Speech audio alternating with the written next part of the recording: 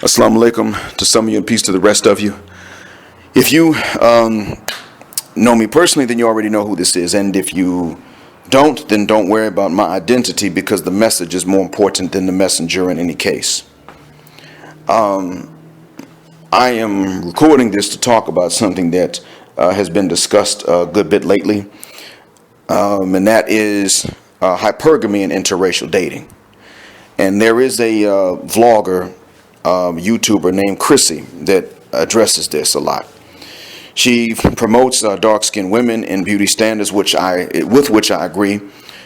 She says that her page is not for the promotion of light-skinned women or dark-skinned or light-skinned men, because they don't need it, and they don't promote dark-skinned women anyway. So, which I understand, she's taken the militant route, and she has said that exactly what is unpopular and undone will be what she focuses on.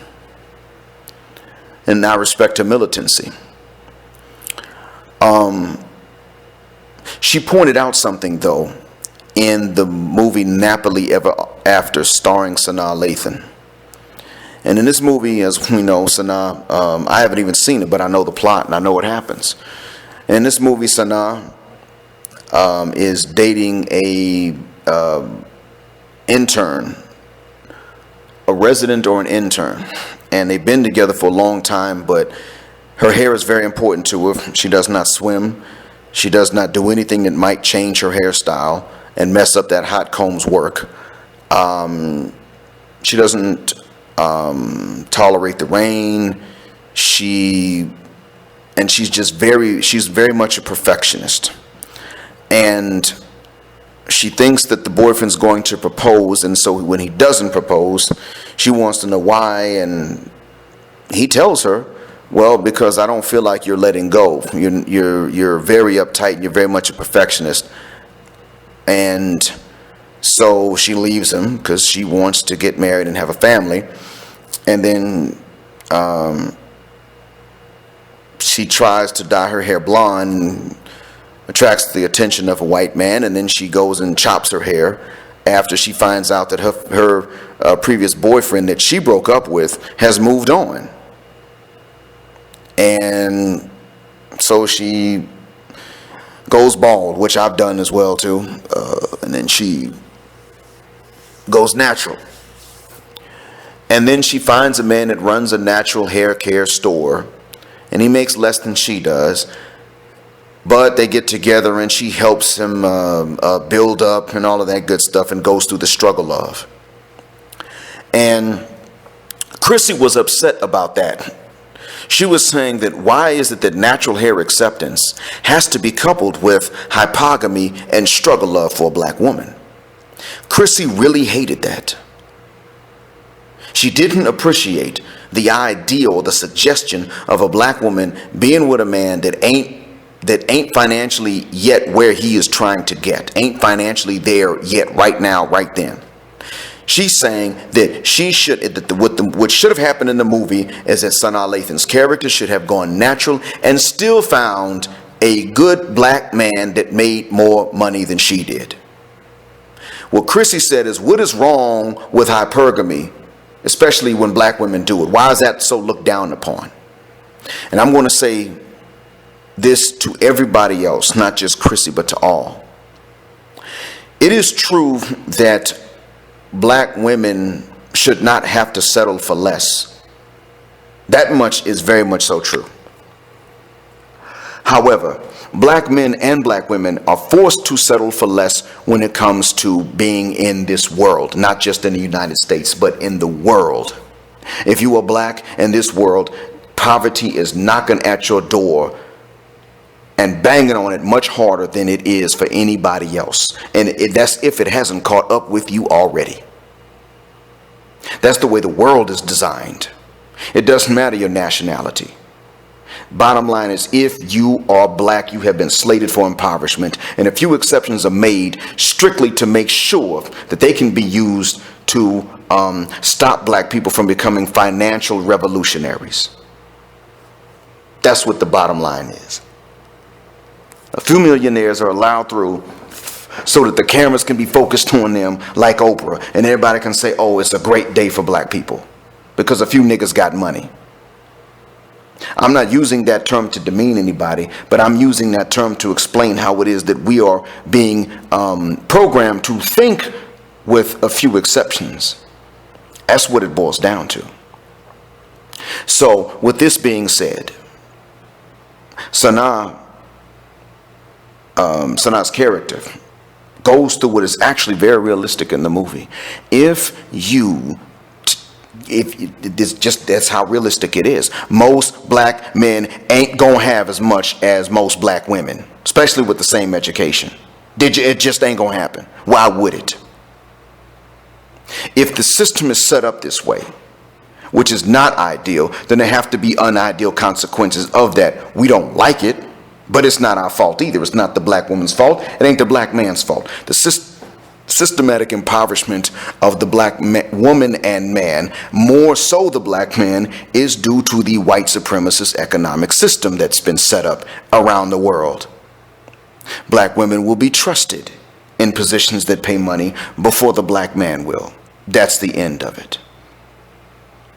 A black man who gets into a position is going to be allowed in with certain conditions, even if they don't sit down and say, look, you get this money for this, that, and the other.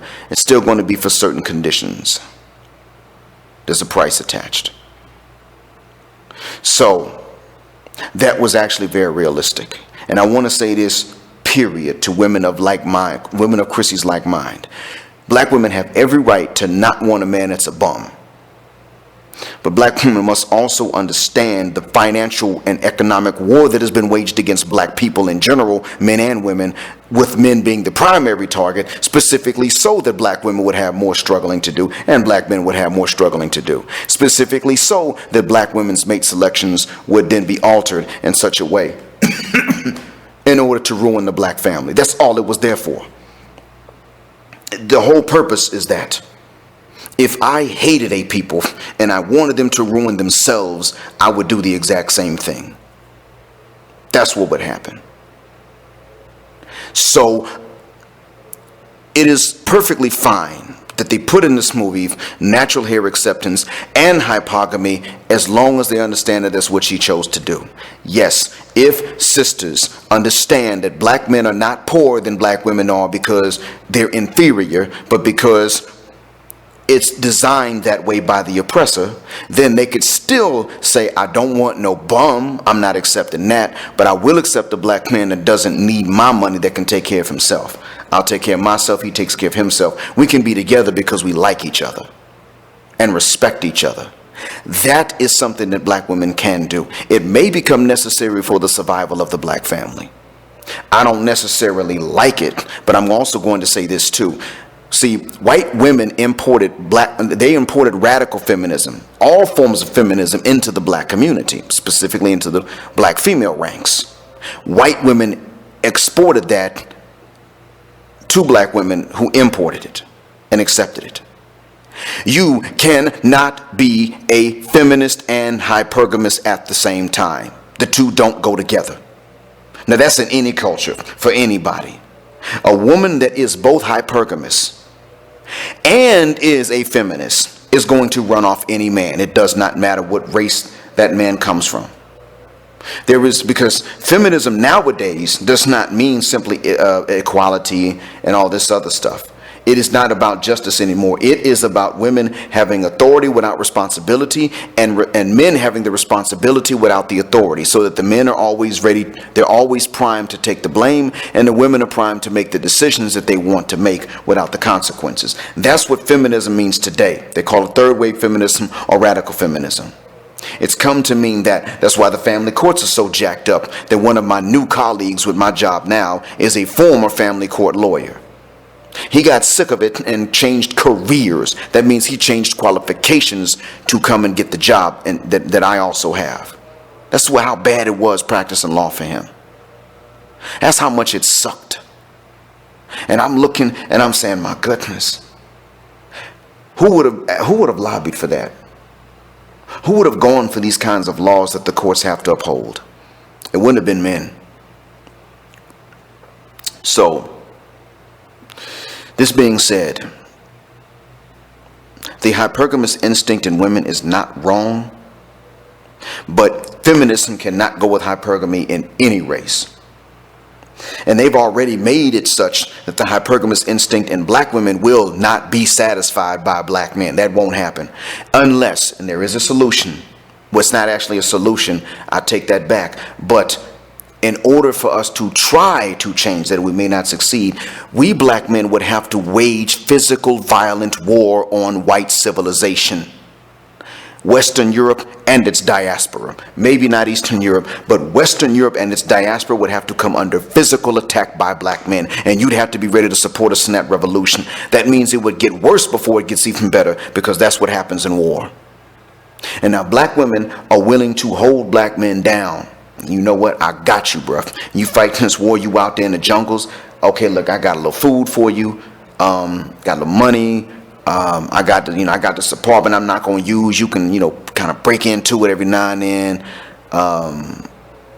Or here's a key so you ain't got to break in. I don't know that you're there if you catch money. Some kind of way to hold us down. Sisters ain't going to do that. You get brothers out there killing white folks to get the money and to change the financial balance. Sisters ain't going to hold brothers down like that. If you ain't going to hold brothers down like that, you can't sit up here and say, look, it's your fault that you don't have the money. Now, sisters, if you're not willing to hold brothers down like that, and you're also not willing to tolerate the fact that black men are going to be forced to make less money than you, even with the same qualifications, then sisters, understand this. Some of you, because Chrissy promotes this, you may decide, I'm going for a non-black man. If you do that, and you have any feminist leanings, but you are also hypergamous, you must admit that you are bought and sold like property. You sold yourself for a tangible price. At the end of the day, that's what it was. You were not an independent woman. You were a piece of property to be bought and sold. And if you were a piece of property to be bought and sold, you don't have any rights. You have defeated the very purpose of feminism. If it's going to be all of that, you could have got with a brother. That's real. It's like that. Brothers, let me tell you something too, though, because I want y'all to understand. I'm not just going to get on one gender in many cases. There are times I got to get on nobody but sisters.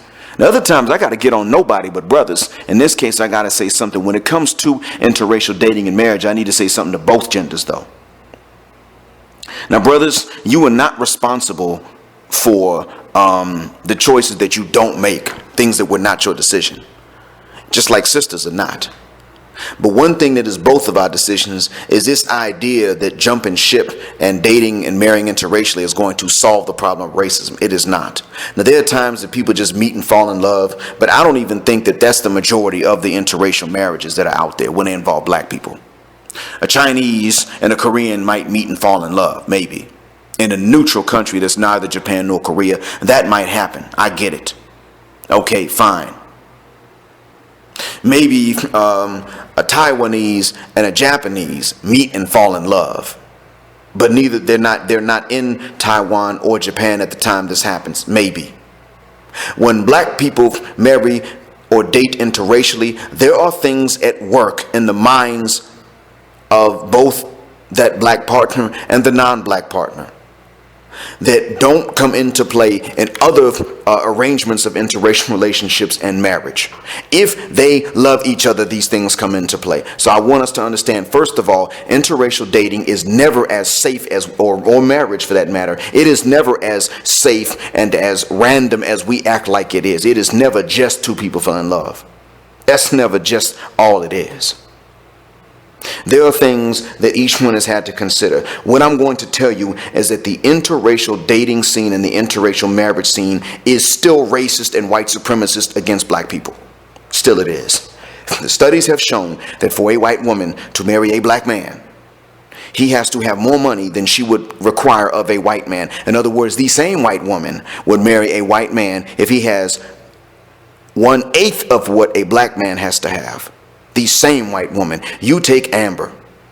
You show her a picture of a white guy. How much would he have to have if you were willing to marry him? Oh, this much. You show her the Hispanic man. Twice as much. You show her the African American man. 8 times as much. That's what the study showed, okay? That's racism. That's white supremacy. That's not falling in love and just marrying who you love. No, that's making a financial decision that actually demand that black man not be affected by white supremacists. So a white supremacist decision is being made that this black man not be affected by it before she'll marry him. Why? I don't even care why anymore. I know the answer. I don't even care. The bottom line is it's racist as hell.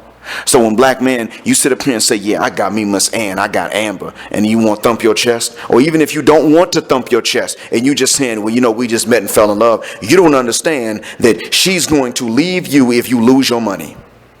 At the end of the day, she's with you because she can take half. How many black men are married to a white woman and that black man ain't making a whole lot of money and that white woman is working and making her own money? It's very rare. Do you know the reason is for that? Simple. The white woman knows if she marries a well-off black man, does not work for a certain number of years, and then the marriage does not work out, she can get alimony and take half. That's the reason. But white women do not marry black men in ways that take financial risk. Now, do you understand how it's still racist? When it comes to interracial dating, well, a lot of black men, they may not be subject to the same financial scrutiny as they are for marriage. The white woman will, on average, date the black man without the financial considerations, but that's because she knows she's not going to marry him unless he makes a lot of money. So the black man's dating, thinking that one day if it continues on, they'll get serious and marry. And that's not what's going to happen. Unless, of course, he makes a lot of money and gets rich. So we still think that it's not racism and that it's against racism when we're doing it, when in fact it's still racist. Because the decisions that they're making in their minds are still racist. And when black women they say that they're going to jump ship, they're going to leave, they're going to date and marry somebody else, in many cases there are exceptions, but in many cases men of other races do not count black women as equal to any other woman on the planet. They may find them attractive, but that's not something that they can come out and say. They're not allowed to do that in many cases.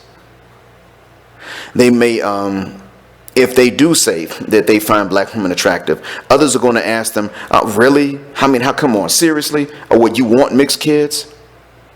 I mean, yeah, they might be good for the bed, but you're talking about, you really like them? You want to have kids with them? Are you ready to raise black children? You want your kids to be black? Really? That's what happens. And actually, white men are going to face this kind of ridicule from others, and other non-white men are going to face even more ridicule and more questioning. That's real.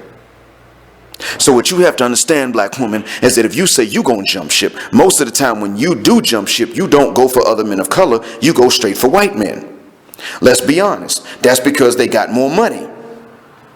Let's call it what the hell it is. They have more status in this world, and that's your hypergamy talking, which is not necessarily wrong, but what you're doing is you are saying, I'm sick of black men not having anything, so I'm going to go with the son of the man who was responsible for my man not having anything.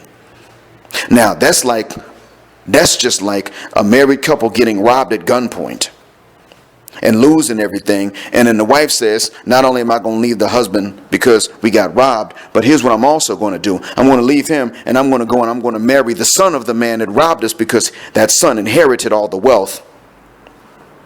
That's what happens. That's what it's like. There's another thing too I want y'all to understand. When whites, men or women, marry black folk, they do so in such a way that they are going to get the money when the black spouse dies. That's the way they do it. They do not marry in such a way that their money is going to go to the black family or the black spouse. They don't do that. Because at the end of the day, their whole orientation is, what's so important to them is that they have the resources at the end of the day and we don't have them. At the end of the day, it is tantamount, it is paramount to them and their religion that we be poor and they be wealthy. That's it. That's what they want. And they will do anything to keep it that way. Even to the point of marrying us according to certain, even marrying us certain ways. There is a reason that Alexis Ohanian married Serena Williams when he had 9 million and she had 150 million. She had between 15 to 16 times his wealth. If that wasn't the case, he would not have married her. That's real. And understand this too. If Alexis Ohanian had not been white, she would not have slept with him before they got married. This is what we fail to understand, even in the context of interracial dating and interracial marriage, black people. We fail to realize that they are still making choices. They're still making decisions that are not favorable to us. And we, because of an inferiority complex, are oftentimes making choices and decisions that are more favorable to them than what we would have ever made for a dating or marriage spouse, a dating partner or marriage spouse of our own race. We are not free from the inferiority complex, and therefore I cannot sit up here and say that interracial dating or marriage is a viable option. It's certainly not going to end racism. We're finding out now that it is nothing for white women or white men to even be married to a black person and still have white supremacist views.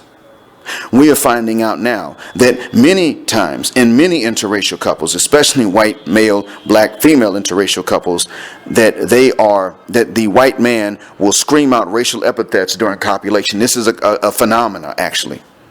I don't know how common it is, but it is a phenomena. It exists. It's not just one couple. It's not an isolated incident. Because marriage counselors are describing this.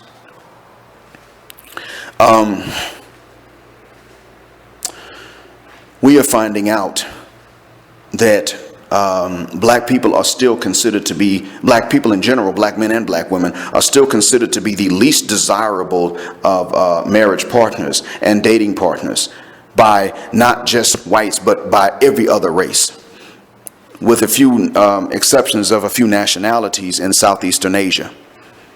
And these are countries that don't have strong economies. So understand this. These are countries that do not have strong economies, and they might make an exception.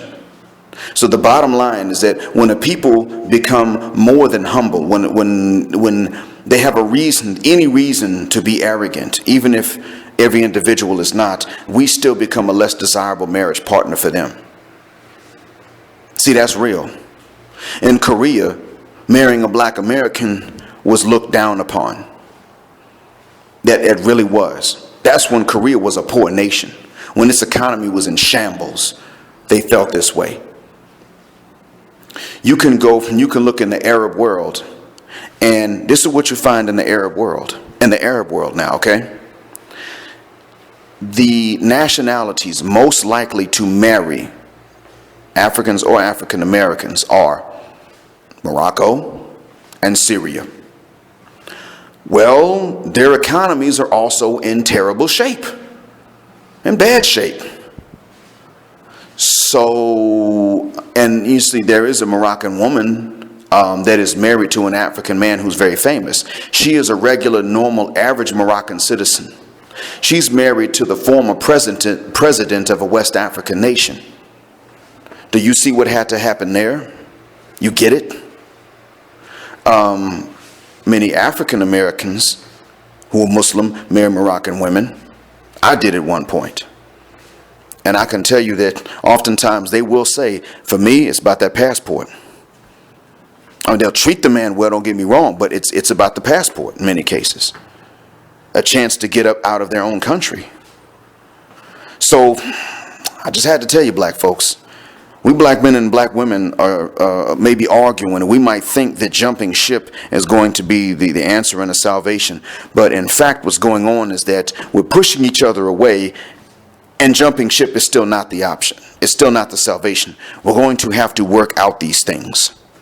And we're going to have to start by being willing to listen to new information and be willing to share information without always interrupting and cutting each other off and arguing and getting hostile. But just sharing just information and listening to just new information. And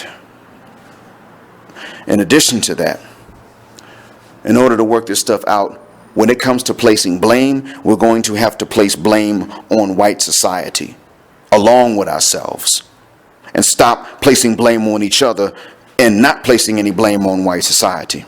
Because at the end of the day, what we're really arguing about with each other to begin with is bones. We're arguing over bones, and we're not even pointing the finger of blame at the one that stole the meat. I hope that this has been a benefit. Assalamu alaikum.